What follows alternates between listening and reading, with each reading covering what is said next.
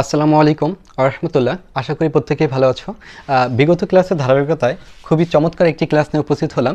এর আগে এই অঙ্কটা সূত্রের সাহায্যে সমাধান দেওয়া হয়েছে। এই অঙ্কটা একটু ডিফারেন্ট করে মানের সাহায্যে কিভাবে সমাধান দেওয়া যায় আজকের ক্লাসে আমরা এটা করব। তাহলে একটু লক্ষ্য করো, যদি tan a সমান 1/√3 হয় তবে cosec square a minus sec square a নিচে cosec square a plus sec square a এর মান নির্ণয় করো। তাহলে এই যে যেটার মান নির্ণয় করতে বলছে এটা হচ্ছে মূলত আমাদের প্রদত্ত রাশি। কি বলতো, এটা প্রদত্ত রাশি। তাহলে আমাদের যে মানটা আছে এটা একটু তুলে ফেলি, গিভেন লিখে, গিভেন tan a সমান 1/√3। তো এই যে যেটা এই মানটা আমরা কীভাবে বের করবো, দেখো tan a এটা মূলত কত ডিগ্রি মান, এটা tan 30 ডিগ্রি মান। কত ডিগ্রি মান? 30 ডিগ্রি। তোমরা 9.2-এ দেখবা কি যে এই মানের একটা চার্ট দেওয়া আছে, দেন এই চার্টে দেখবা যে 1/√3 মূলত tan কত ডিগ্রি মান? 30 ডিগ্রি মান। তাহলে আমরা tan কেটে দিলে এর মানটা কত ডিগ্রি পাচ্ছি? 30 ডিগ্রি পাচ্ছি। ওকে, তো এখন এই যে 30 ডিগ্রি তোমরা পাইলা, ডিগ্রির মাঝে অবশ্যই আমাদের ফাঁকা রাখতে হবে। তবে এর সমান লিখতে পারি আমরা 30 ডিগ্রি। আচ্ছা, এখন এই যে প্রদত্ত রাশিটা আমরা একটু এখানে তুলে ফেলি। প্রদত্ত রাশিতে কি আছে? cosec square a minus sec square a, cosec square a plus sec square a। ওকে, এখানে আমরা এই যে মানটা বের করছি এই মানটা একটু ইনপুট করে দিব। তো আমরা লিখতে পারি cosec স্কয়ার এর জায়গায় আমরা কত লিখবো বলো তো? 30 ডিগ্রি লিখবো। কত লিখবো? 30 ডিগ্রি। ওকে, আচ্ছা, মাইনাস sec স্কয়ার এই এর জায়গায় আমরা 30 ডিগ্রি লিখবো। ঠিক আছে, যেখানে এ আছে এর জায়গায় আমরা কি লিখবো? আমরা এর জায়গায় মূলত আমার তার মানটা বসিয়ে দিব, প্লাস sec স্কয়ার দেন 30 ডিগ্রি। ওকে, আচ্ছা, পরবর্তী লাইনে দেখো এই প্রত্যেকটারই মান আছে। এই যে cosec 30 ডিগ্রি দেখতে পাচ্ছ, এই cosec 30 ডিগ্রি মানটা কত? cosec 30 ডিগ্রি মানটা হচ্ছে 2। কত? 2 উপরে স্কয়ার দিলা। আচ্ছা, মাইনাস এই sec 30 ডিগ্রি মান কত? sec 30 ডিগ্রি মান 2/√3 তার উপরে স্কয়ার দিবা।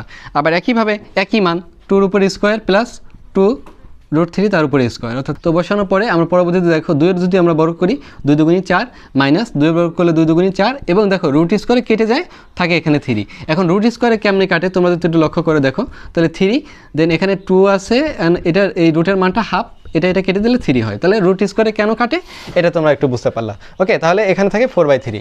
তো একইভাবে এখানে কত থাকে? এখানে 2 দুগুণী 4, এখানে 2 দুগুণী 4 আর এখানে রুট স্কয়ারে কেটে গেলে 3। পরবর্তী লাইনটা আমরা কি করতে পারি? পরবর্তী লাইনটা আমরা একটু লসাগু নিতে পারি। তাহলে লসাগু কত? এখানে 4 এর নিচে আমাদের কত আছে বলো তো? 1 আছে। 1 এবং 3 এর লসাগু 3। তাহলে এই 1 দিয়ে আমাদের হর দিয়ে হরকে ভাগ করতে হবে, প্রাপ্ত ফলাফল লবের সাথে গুণ করতে হবে। তাহলে এই যে আমাদের হরে কত আছে? 1 দিয়ে যদি আমরা এই 3-কে ভাগ করি ফলাফল আমাদের 3 হবে। 3 যদি আবার লব আছে 4 এর সাথে গুণ করলে 4 12। তো এখানে যদি একটা এরকম থাকে, অর্থাৎ এখানে দেখো যে হর হিসাবে 1 থাকে, তোমরা ডিরেক্ট গুণ করে দিতে পারো। 4 12 লিখলা, মাইনাস 3 দিয়ে 3-কে ভাগ করবা, ফলাফল 1, 4 4। একইভাবে নিচের অংশটাও সেম আমাদের একই কাজ করতে হবে। 3 লসাগু নিলা, কারণ 4 এর নিচে 1 আছে, 1 আর 3 এর লসাগু 3ই। তো এখন আমাদের ডিরেক্ট আমরা গুণ করে দিব, অথবা এখানে যে 1 দিয়ে ভাগ করলে 3 কত হবে? 3 এর 3ই হবে, আর 3 আবার 4 এর সাথে গুণ হবে, 4 12। তো এখানে নিয়মটা হচ্ছে হর দিয়ে হরকে ভাগ, প্রাপ্ত ফলাফল লবের সাথে গুণ। তাহলে 4 12 আমরা লিখলাম 12 প্লাস একইভাবে আমাদের 3 দিয়ে 3-কে ভাগ করতে হবে। আমাদের কি বলতো? ভাগ করলে ফলাফল 1, আবার 4 এর সাথে গুণ করলে 4 4। তো এখন দেখো আমরা কি করতে পারি, এখন এই যে উপরের অংশটা একটু বিয়োগ করব। বিয়োগ করলে দেখো 12 থেকে যদি 4 বিয়োগ করি, 12 থেকে 4 বিয়োগ করলে আমরা পাচ্ছি 8, আর এখানে পাচ্ছি কত বলতো? 3। আর একইভাবে এখানে কত পাচ্ছি? 16, আর এখানে পাচ্ছি কত? 3। তো এই যে দুইটা ভগ্নাংশ দেখতে পাচ্ছ, উপরে একটা ভগ্নাংশ, নিচে একটা ভগ্নাংশ, এরকম থাকলে আমরা এটাকে উপরে যে ভগ্নাংশটা আছে এটাকে লিখে নিচের ভগ্নাংশটাকে বিপরীত করে দিব, উল্টাই দিব। তাহলে 3 উপরে যাবে আর নিচে আসবে 16। তো এটা যদি কাটাকাটি করি, তাহলে কাটাকাটি করলে 3 কাটলো, আর এটা আর 8 দিয়ে যদি আমরা 16-কে কাটি, তাহলে 8 8, 8 দুগুণী 16, তাহলে 1/2।